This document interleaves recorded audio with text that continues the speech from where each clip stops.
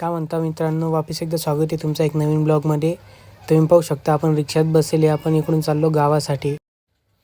गावात आलो, ट्रकमध्ये सामान टाकता माझे पाय एवढे भरले.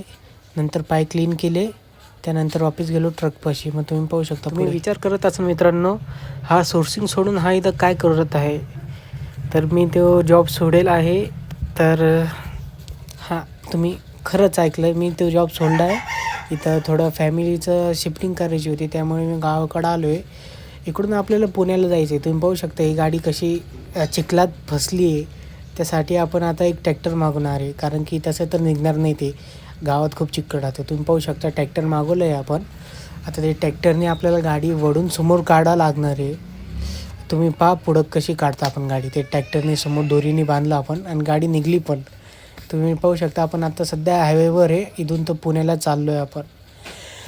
याच्या पुढं ब्लॉग तर एवढंच राहील, कारण की माझा फोन हरवला होता.